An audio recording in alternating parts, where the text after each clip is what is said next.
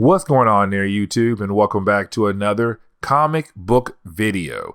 Okay, guys, so we are basically going to continue our coverage over the Hellfire Gala event. Now, remember, the Hellfire Gala event was basically a way for Marvel to do something different with the X-Men. And what I mean is that you had Jonathan Hickman and the rest of his fellow X-Men writers come together to basically tell us this story where Emma Frost and the mutant race had basically through a gala event where they had invited a bunch of humans who are very important in different parts of the world to show the humans what the mutants were able to accomplish in a short period of time, being a nation of their own. And so, of course, is Jonathan Hickman also saying goodbye to the main flagship X-Men title. And what I mean is that after this event, Jonathan Hickman did a couple more things with the X-Men and then he left. And he basically gave it over to a new writer. And that new writer will be the one to kind of take over the leadership role for the X-Men books. Now, with that being said, it will be Gary Dugan who's going to take over the X-Men title leadership for the time being after this video right here, or really starting with this video right here, because we covered X-Men number 21 in our last video, and now we're going to cover planet-sized X-Men. This is Gary Dugan coming in and saying, all right, I am now in charge of the X-Men titles. Let me show you what I have planned for the future of X-Men books. And honestly, it's kind of a huge thing for him, because when you come out with a big book like this, saying that you're going to lead us into a new era, and not really a new era, but kind of a way to say, I'm going to wrap up what Hickman left us with. And that right there is very huge. Now, when it came to the Hellfire Gala event, every single book kind of ended on a note where basically something happened at the very end of the party, where of course humans were leaving upset, angry, or very surprised with what the mutants have done with their new project. And so with that, we still have no idea what the mutants did to basically surprise all these humans who had attended their party. And so when it comes to planet-sized X-Men, it's going to show us what did they actually do? What did the mutant race accomplish that was so big, so crazy that a bunch of humans were very surprised but angry, but also kind of like they want to see what's next for the mutant race. And so here is planet-sized X-Men number 1. And so to get into this storyline where we are basically going to find out what the mutant race did that surprised the humans so much, we actually do pick up with Magneto right now in space. And of course, he's basically being able to use his powers to move some very important meteorites, because those meteorites have iron inside of them, which of course iron is metal. And so Magneto is basically able to kind of control those meteorites, but he's taking those meteorites to a certain location. Now, this is kind of building off what Emma Frost said in our last video, where she said it's time for the mutant race to expand. And of course, that right there is very important. Why did Emma Frost say expand? Why is Magneto in space? Why is this book called Planet-Sized X-Men? It all comes together. But on top of that, we have to remember that when it came to Namor, Namor told Magneto, if you want to build an alliance with me, you have to give me more than just an island for support. I want to see the mutant race be something big. And of course, this is the mutant race becoming something big. Now, of course, that is the moment we see Magneto basically using his powers to throw these meteorites into an unknown planet. Now, while he's doing that, of course, on that planet, you have Hope Summers and Gabriel Summers there right now. Now, remember, Hope Summers is the daughter of Cable. And when it comes to Gabriel, Gabriel is the younger brother of Cyclops and Havoc, which would make him the uncle of Holt Summers and also the uncle of Rachel Summers and the uncle of Cable. Now, with all that being said, though, right now you have Hope and Gabriel using their abilities to kind of do something very interesting with these meteorites that basically Magneto is just constantly throwing into this random planet over and over and over again. And the question is, though, why is he doing that? But then the next character kind of tells us where this planet is, because also on that planet you have Iceman there. Now, Iceman was at the party, but of course, like Magneto, he had teleported over to this planet. And right now you have Iceman kind of showing everyone what they're doing right now on this planet. It's Iceman telling us, hey, while you guys are on Earth right now at the Hellfire Gala event, you are watching what we're doing right now on this planet. And what we're doing right now on this planet is basically doing something very interesting and something new with this planet. And of course, that is the moment you have Iceman tell us that Magneto, him, Hope, and Gabriel, they're on Mars. Now, we do jump back 4 days ago, where of course we actually do pick up with Magneto meeting up with Iska. Now remember, Iska is a character who cannot be beaten at all. That is her power. Like literally, she's known as Iska the Unbeaten. And so no matter what, she always wins. Now, the reason why Magneto is coming to her is because remember, thanks to X of Swords, there are now 2 islands that belong to mutants, COPPA and Arakko. Now remember, Arakko was basically taken away from the Earth, but thanks to X of Swords crossover event, it came back. But when Arakko came back, you had a bunch of mutants who had lived on Arakko also come back to Earth with the island. But the problem is, though, with these Arakko mutants, they kind of go around Earth causing a lot of problems. Because of them, they're like, who cares about humans? They can't stop us. We're too powerful. But it's Magneto coming to her saying, listen, you got to chill on that because you could technically start a war. And right now we need no war. So why not try something else? And that meeting was 4 days ago. Now, we do jump back 3 days ago, where of course now you have Magneto meeting up with the Hellfire Club people. So like Emma Frost, Sebastian Shaw, and Kitty Pryde. Now, the reason why you have Magneto actually meeting up with these guys is because it's the Hellfire Club telling Magneto that right now they have a huge problem, which is the medicine is not being spread across the world like it used to at a fast rate. Because remember, when it came to House of X and Power of X, when Charles Xavier said, hey guys, we're now our own nation, just leave us alone. But hey, if you leave us alone, we'll give you guys a new kind of medicine that will basically help you live longer. Well, of course, that medicine was going out to a lot of different countries, but now that medicine is being called for at a very faster rate, which means that they need to fill in more orders. But the problem is, though, over the last couple books, a lot of different things have happened to the X-Men in the mutant race, where now they're having a hard time producing the medicine like they should. Because remember, back in X-Corp #1, the Savage Land farm blew up. And of course, that farm was making medicine at a fast rate to kind of fulfill orders. But now, they can't do that. And plus they have other problems just stacking up left and right. And so right now it's Magneto saying, you're right. I feel a pinch from the humans right now. It's time for us to do something new and something very interesting that could basically help us.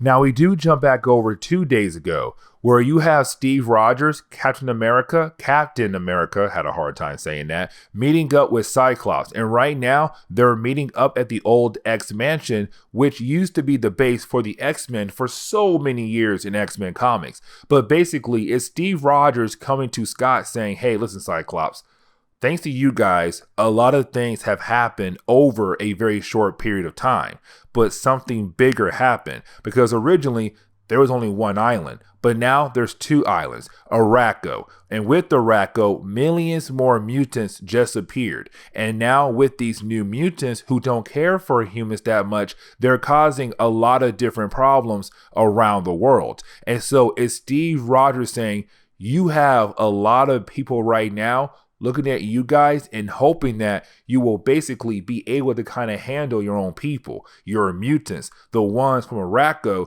who are causing problems around the world. And so it's Cyclops realizing that even though they have done a lot of different great things for the Earth over this short period of time of being a nation, thanks to the Araco mutants are causing more problems that now Cyclops and the rest of the X-Men have to handle.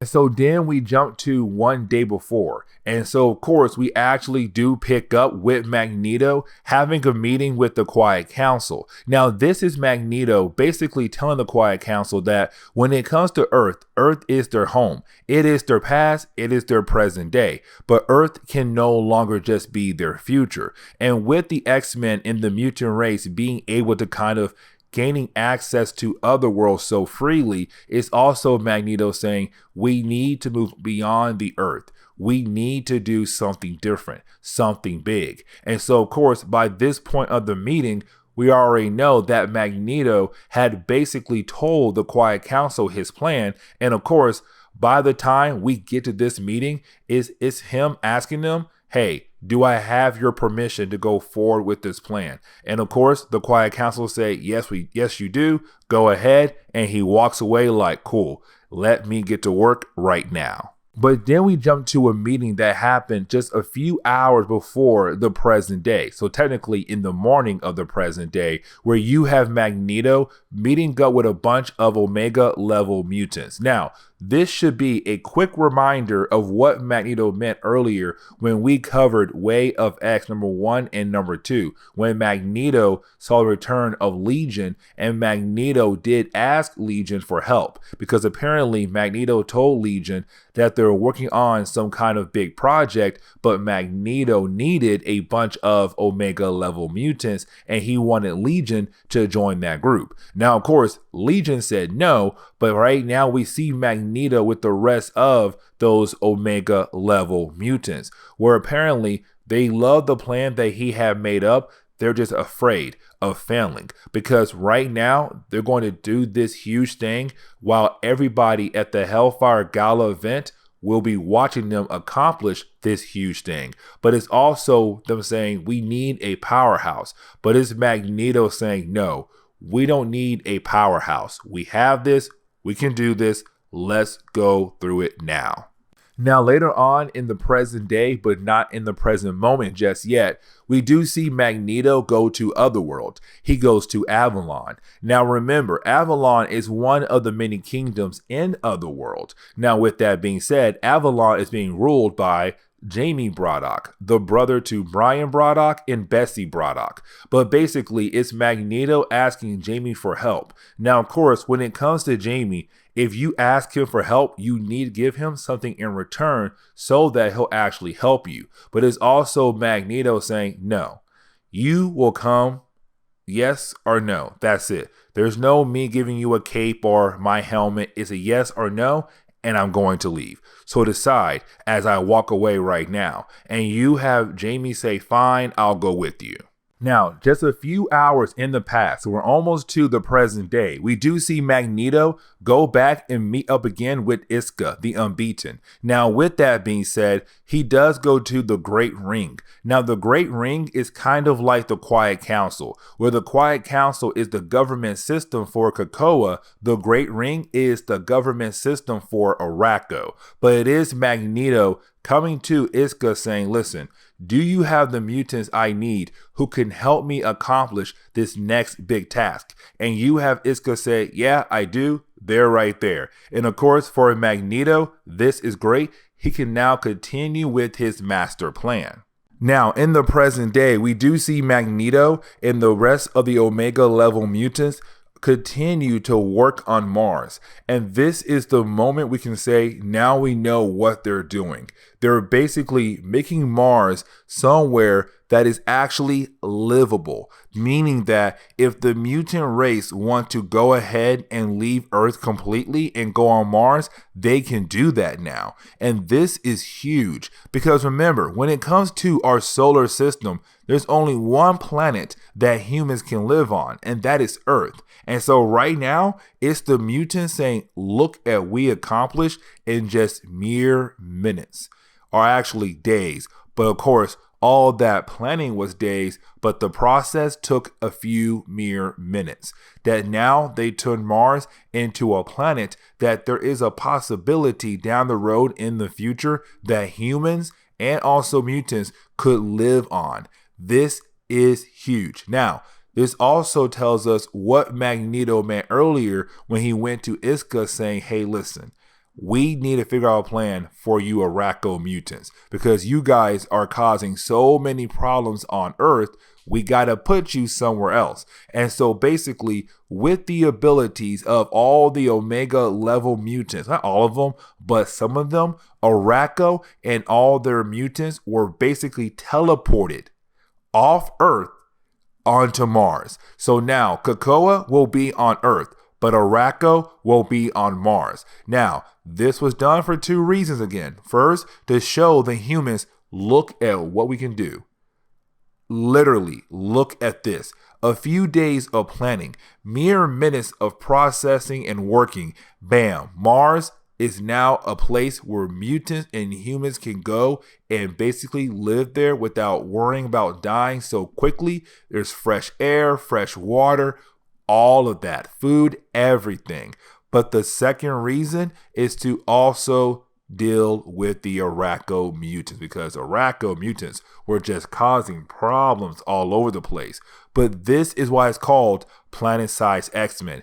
This is why you had Hickman in the last chapter kind of hint at the idea when Namor said, come back to me when you have more to offer. Like, hey, your island's nice and all, but your island is nothing to me, the ocean. Well, now it's the X-Men saying, well, Namor, look at this. We have Mars. Now, to go ahead and kind of wrap up this video, you basically do have Jean Grey go over to Jamie Braddock. Now, when she does that, she does give Jamie one heck of a good idea. And what I mean is that it's basically her coming to him and saying, look, listen, I have an idea. When it comes to Earth, Earth has shield and sword to protect it. But what does Mars have? What does Mars have to protect it? And so what she does is that she tells Jamie to make a second sword base. So sword base 2 is online now. It will basically be used to protect Mars. And on Mars, there is a space station on Mars that will basically be used to kind of control the second sword base. And so now Mars has their own protection system. It's Jean Grey and the mutants realizing that Mars could have a bright future. Now, with all that being said, though, you do have Magneto also mention that when it comes to the rest of the planets and the solar system, there's a possibility the mutants will find a way to make those Earths